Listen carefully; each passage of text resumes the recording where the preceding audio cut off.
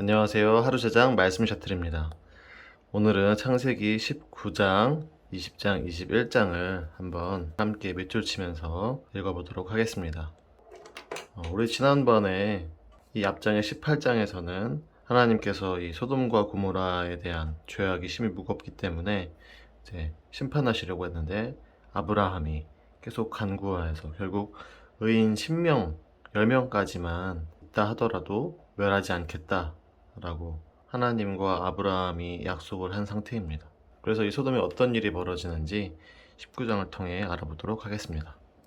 19장 1절에 두 천사 부분이 있습니다. 두 천사 파란색으로 체크해 주시고요. 인물이나 지명, 숫자 같은 경우는 파란색으로 체크하고 있죠. 다시 노란색으로 돌아오셔서 나머지 1절을 전체 체크하겠습니다.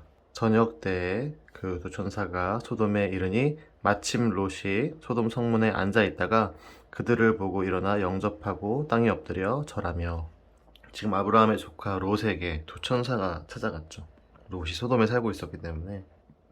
그 다음 3절, 4절, 5절 전체를 노란색으로 체크하겠습니다. 롯이 간청하매 그제서야 돌이켜 그 집으로 들어오는지라. 롯이 그들을 위하여 식탁을 베풀고 무교병을 구우니 그들이 먹으니라.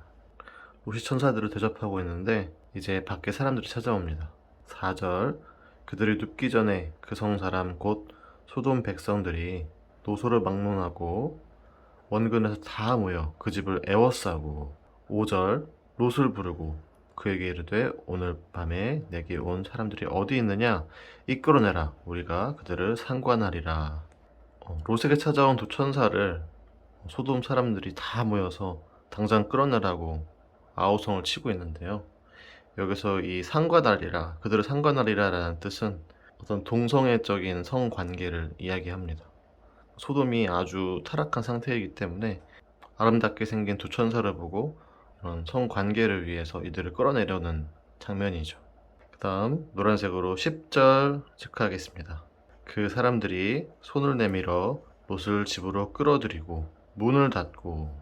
여기서 그 사람들은 천사를 이야기하는데요. 위기를 처한 롯을 지금 다시 집 안으로 끌어들였습니다. 그리고 나서 11절 노란색으로 문 밖의 무리를 대소를 막론하고 그 눈을 어둡게 하나니 그들이 문을 찾느라 헤매었더라. 천사들이 밖에 찾아온 사람들의 눈을 멀게 해서 일단은 돌려보냈습니다. 그 다음 12절 13절도 이어서 노란색으로 체크하겠습니다. 그 사람들이 롯에게 이르되 이 외에 내게 속한 자가 또 있느냐 내 사위나 자녀나 성 중에 내게 속한 자들을 다 성 밖으로 이끌어내라. 천사들이 롯의 가족들을 함께 구해주려고 하죠.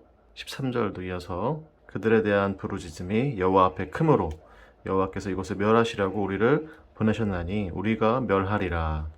이곳이 곧 멸망할 것이기 때문에 도망치라고 천사들이 이야기해 준 후에 17절 노란색으로 체크하겠습니다. 그 사람들이 그들을 밖으로 이끌어낸 후에 이르되 도망하여 생명을 보존하라. 돌아보거나 들에 머물지 말고 산으로 도망하여 멸망함을 면하라.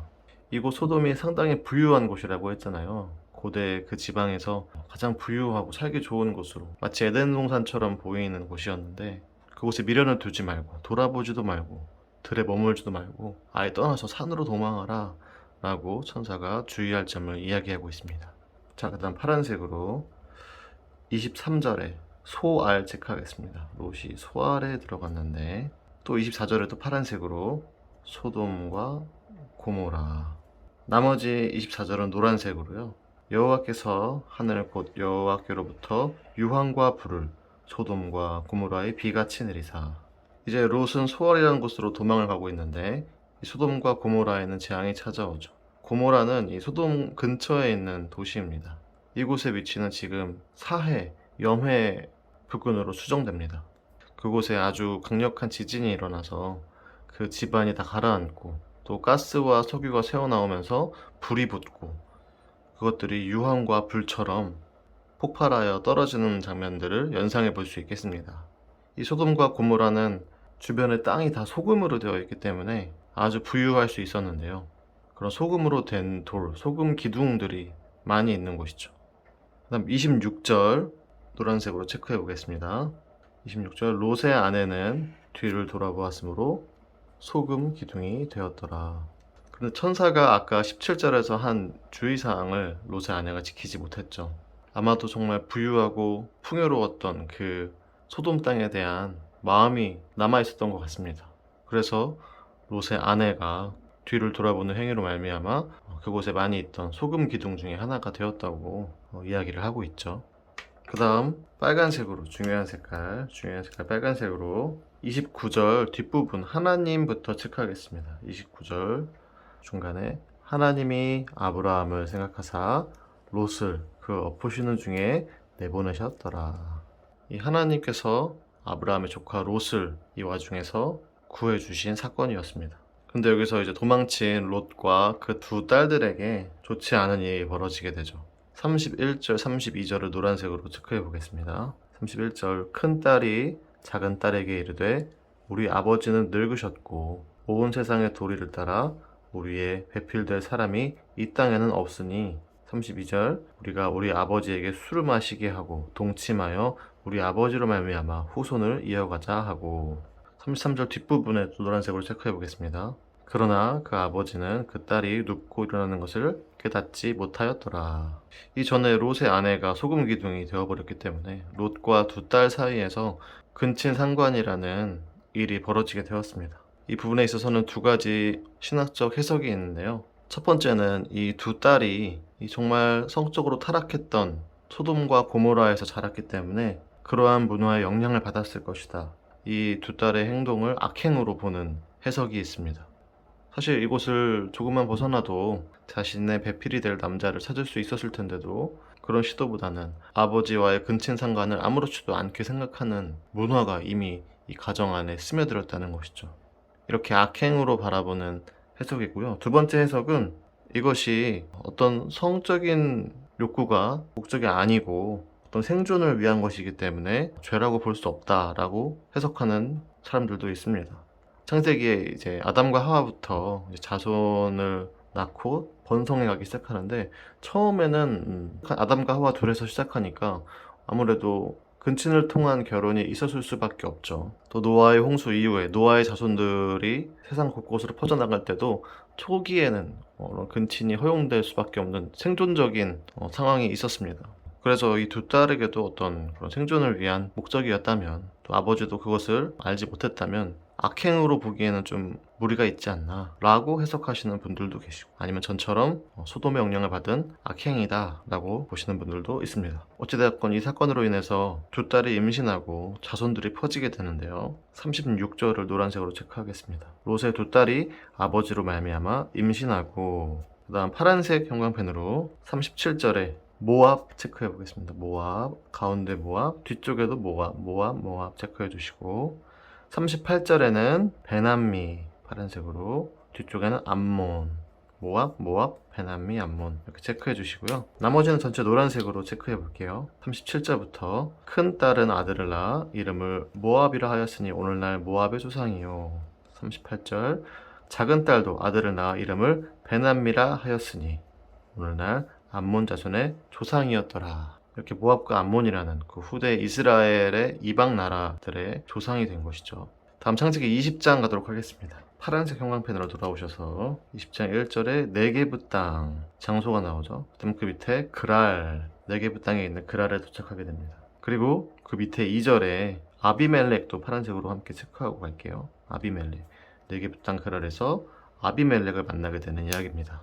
노란색으로 돌아오셔서 1, 2절 체크해 보겠습니다. 아브라함이 거기서 네게브 땅으로 옮겨가 가데스와 술 사이 그랄에 거류하며 2절 그의 아내 사라를 자기 누이라 하였으므로 그랄 왕 아비멜렉이 사람을 보내어 사라를 데려갔더니 비슷한 내용이 앞에서도 있었죠. 앞에 창세기 12장에서도 지금 애굽에서 아르사네를 누이라고 바로 왕에게 속였던 일이 있었는데 20장에서도 지금 그랄에서 아비멜렉에게 또 아내를 누이라 속이는 장면이 나옵니다. 아브라함이 이제 하나님과의 그런 믿음의 여정 가운데 믿음이 조금씩 성장하고 있지만 아직도 여기서 또 부족한 모습을 보이고 있죠. 아직 그의 믿음이 완성되지 않은 상태인 불완전한 상태임을 우리가 알 수 있습니다. 나중에 이렇게 아내를 누이로 속이는 장면이 아브라함의 아들 이삭에게도 똑같은 일이 벌어지게 되는데요. 아마도 그 그 아버지를 닮아서 그러지 않았을까요? 네, 그 다음 3절 노란색으로 체크해 보겠습니다. 3절 그 밤에 하나님이 아비멜렉에게 현몽하시고 그에게 이르시되 내가 데려간 이 여인으로 말미암아 내가 죽으리니 그는 남편이 있는 여자임이라. 넘기셔서 잠깐 빨간색 형광펜을 꺼내셔서 7절 체크해 보겠습니다. 중간에 7절 그는 선지자라 그가 너를 위하여 기도하리니. 다시 노란색으로 돌아오셔서 7절 나머지 부분을 체크해 보도록 하겠습니다. 이제 그 사람의 아내를 돌려보내라. 그는 선지자라. 그가 너를 위하여 기도하리니 내가 살려니와 네가 돌려보내지 아니하면 너와 내게 속한 자가 다 반드시 죽을 줄 알지니라. 지금 하나님께서 아브라함을 선지자라고 소개하고 계시죠. 그리고 선지자의 일은 다른 사람을 위해 기도하는 일이다 라는 것을 우리가 이 부분에서 알 수 있겠습니다. 그러자 갑자기 당황한 아비멜렉이 9절에서 아브라함에게 따지게 되는데 앞부분만 체크하겠습니다. 노란색으로 9절 아비멜렉이 아브라함을 불러서 그에게 이르되 내가 어찌하여 우리에게 이렇게 하느냐. 그 다음 11절 12절에서 아브라함이 변명을 하게 됩니다. 11절 아브라함이 이르되 이곳에서는 하나님을 두려워함이 없으니 내 아내로 말미암아 사람들이 나를 죽일까 생각하였음이요. 12절도 또 그는 정말로 나의 이복누이로서 내 아내가 되었음이니라. 실제로 아브라함의 아내 사라가 아브라함의 이복누이라고 합니다. 그래서 내가 거짓말을 한 거 아니다 라고 변명을 하는 거죠. 아내라는 것을 말하지 않았을 뿐 누이인 건 맞으니까 거짓말이 아니다 라고 변명을 비겁하게 하고 있고요. 이 사람들이 하나님을 두려워하지 않아서 자신을 죽이고 아내를 빼앗을 것이다 라는 두려움이 있었던 것이죠. 이 부분은 약간 하나님에 대한 믿음이 부족한 것을 우리가 알 수 있죠. 그래서 결론은 이제 17절, 20장 17절에 노란색으로 체크해 보겠습니다. 아브라함이 하나님께 기도하며 하나님이 아비멜렉과 그의 아내와 여종을 치료하사 출산하게 하셨으니. 아까 선지자의 역할이 다른 사람을 위해 기도하는 것이라고 했잖아요. 그래서 아비멜렉과 화해한 아브라함이 그의 아내와 여종을 위해 기도했더니 그들의 태가 열려서 출산하게 되었다라고 이야기하고 있습니다. 그 다음 오늘 창세기 마지막 21장 가보도록 하겠습니다. 파란색 형광펜으로 5절에 드디어 아들 이삭이 태어나는데요. 이삭 체크해 주시고 그때 나이가 아브라함의 나이가 100세라.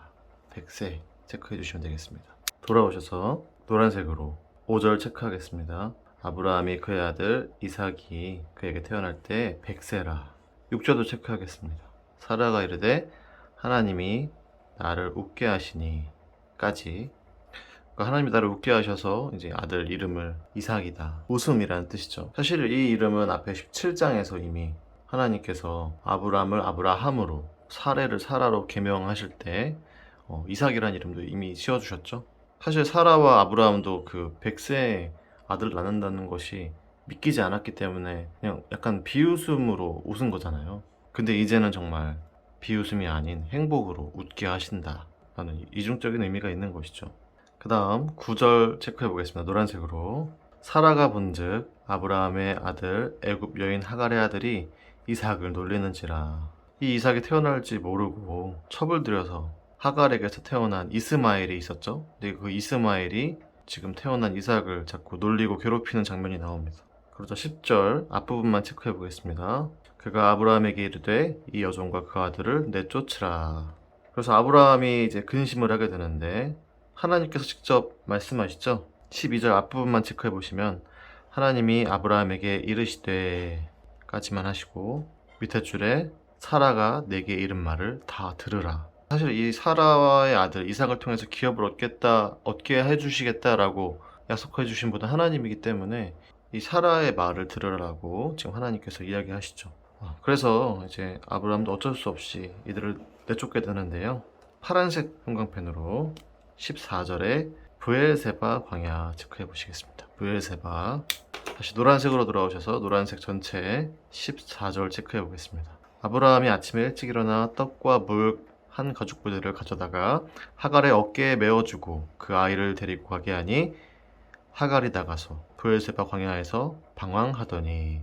이 하갈과 이스마엘 둘이서 이 광야를 버티지 못하게 되죠. 그래서 16절 맨 뒷부분 보시면 소리내어 오니 체크해 주시고, 그다음 빨간색 형광펜으로 돌아오셔서 빨간색 형광펜으로 7절 앞부분만 체크해 보겠습니다. 하나님이 그 어린 아이의 소리를 들으셨으므로, 이 하나님께서는 아브라함의 믿음이 부족해서 첩으로 맞아들인 하갈과 그 아들인 이스마엘 작은 아이의 우는 소리까지 듣고 계시다는 것을 우리가 이 구절을 통해 알 수가 있죠.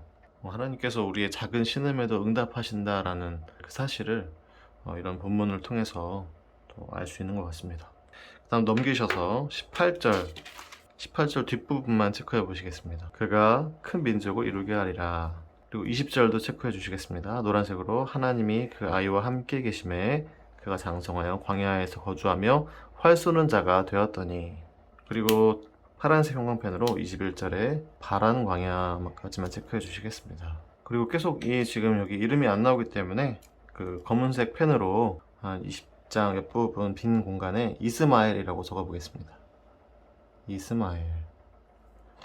그래서 이 이스마엘이 자라서 활 쏘는 자가 되고 파란 광야에서 살게 되었는데요. 오늘날 그 이슬람의 조상이라고 하잖아요. 이스마엘이. 물론 이스마엘의 모든 후손이 다 이슬람인 건 아니죠.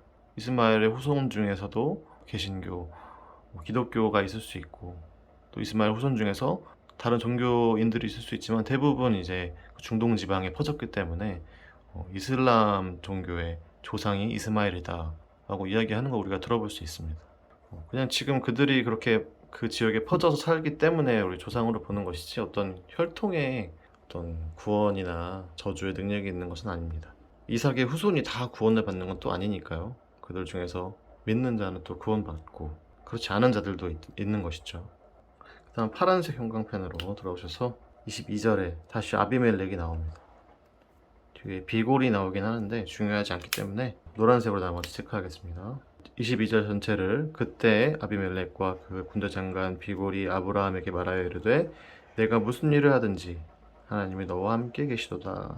이러면서 아비멜렉과 아브라함의 관계가 두터워지게 되는데요. 어떤 우물의 소유에 대한 분쟁이 일어나자 아브라함이 아비멜렉에게 따지게 됩니다. 25절을 체크해 보겠습니다. 아비멜렉의 종들이 아브라함의 우물을 빼앗은 일에 관하여 아브라함이 아비멜렉을 책망하네. 그래서 더 이상 이제 이런 분쟁을 하지 말고 우리가 언약을 맺자라고 해서 31절에서 맹세를 하게 되는데요. 파란색 형광펜으로 먼저 꺼내셔서 31절에 브엘세바 체크해 주시고요. 다시 노란색 형광펜으로 31절을 체크해 보시겠습니다.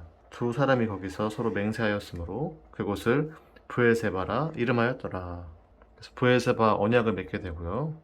그리고 파란색 형광펜을 다시 꺼내셔서요. 33절에 에셀 나무도 체크해 주시겠습니다. 에셀 나무. 나머지 33절은 노란색으로 아브라함은 브엘세바에 에셀 나무를 심고 거기서 영원하신 여호와의 이름을 불렀으며, 브엘세바에서 언약을 맺고 에셀 나무를 심은 것까지가 21장의 내용이었습니다. 자, 여기까지 창세기 19, 20, 21장을 함께 미쳐치면서 읽어보았는데요. 오늘도 하나님께 가까이 나아가는 말씀 셔틀을 이용해 주셔서 대단히 감사합니다.